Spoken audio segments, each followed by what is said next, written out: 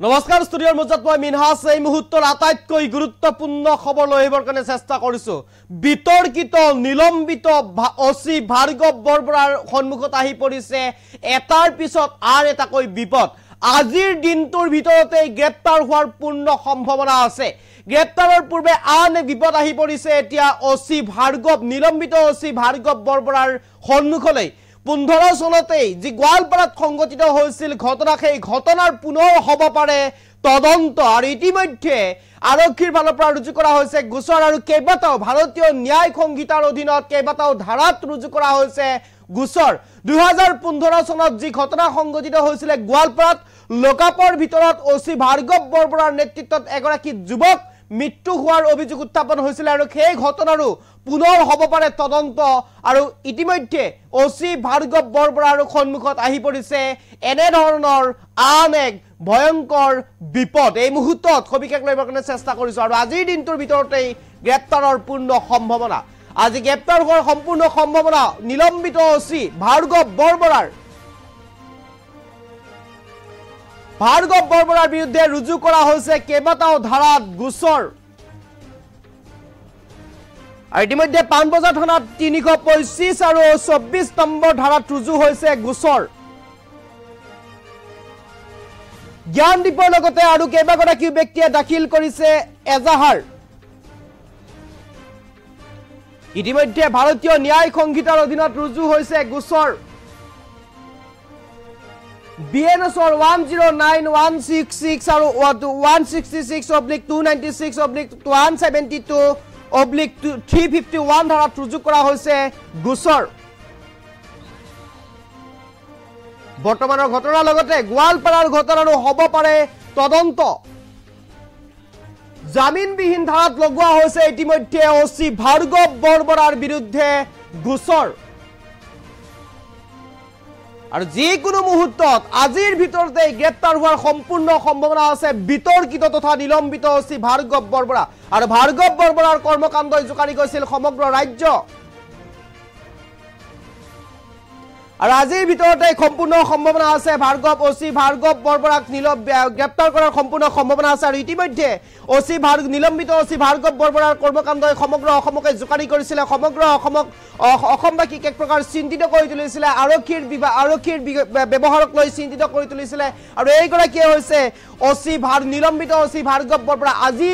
গ্ৰেপ্তাৰ হোৱাৰ সম্পূৰ্ণ সম্ভাৱনা আছে ভাৰ্গৱ বৰবৰাৰ বিৰুদ্ধে ৰুজু কৰা হৈছে কেইবাটাও ধাৰাত গোচৰ আৰু ইতিমধ্যে পানবজাৰ থানাত 325/24 নম্বৰ ধাৰাত ৰুজু কৰা হৈছে গোচৰ জ্ঞানদীপৰ লগতে আৰু কেইবাগৰাকী ব্যক্তিয়ে দাখিল কৰিছিল এজাহাৰ আৰু ইতিমধ্যে সেই এজাহাৰৰ ভিত্তিতে অসি ভাৰ্গৱ বৰবৰা হয়তো গ্ৰেপ্তাৰ হ'ব পাৰে আজিৰ দিনটোৰ ভিতৰতে ইতিমধ্যে ভাৰতীয় ন্যায় সংহিতাৰ কেইবাটাও ধাৰাত ৰুজু কৰা হৈছে গোচৰ 109/166/296 আৰু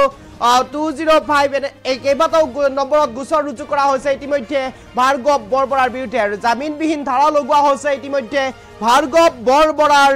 বিৰুদ্ধে এটা আটাইতকৈ গুৰুত্বপূৰ্ণ খবৰ যি খবৰ ইতিমধ্যে আপোনালোকক দিবৰ কাৰণে চেষ্টা কৰিছো আজিৰ দিনটোৰ ভিতৰতে গ্ৰেপ্তাৰ হোৱাৰ সম্পূৰ্ণ সম্ভাৱনা আছে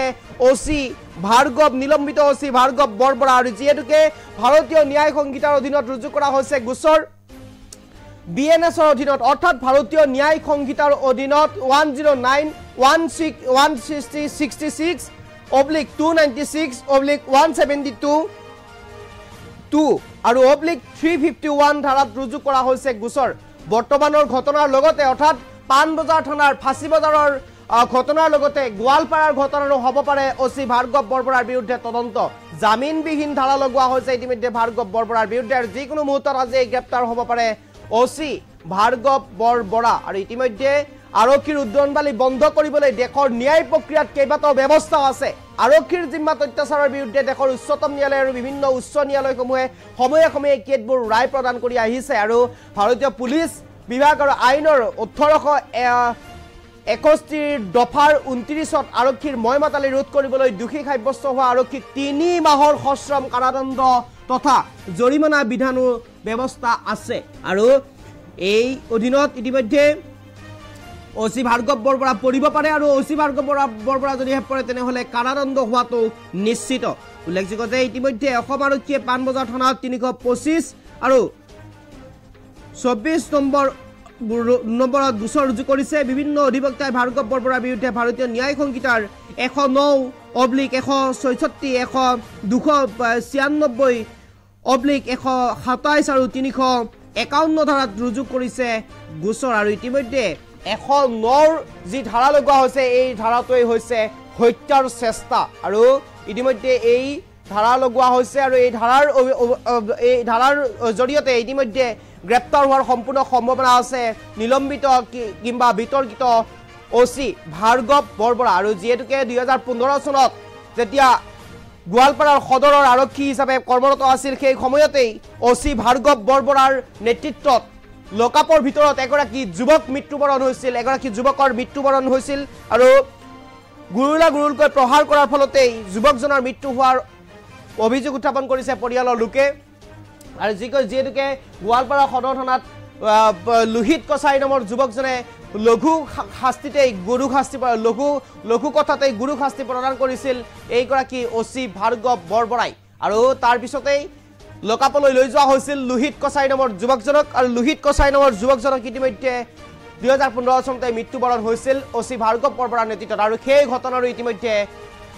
তদন্ত হোৱাৰ সম্পূৰ্ণ সম্ভাৱনা আছে আৰু যিকোনো মুহূৰ্তত আজিৰ ভিতৰত গ্ৰেপ্তাৰ হ'ব পাৰে ওসি নিলম্বিত ওসি ভাৰ্গৱ বৰবৰা।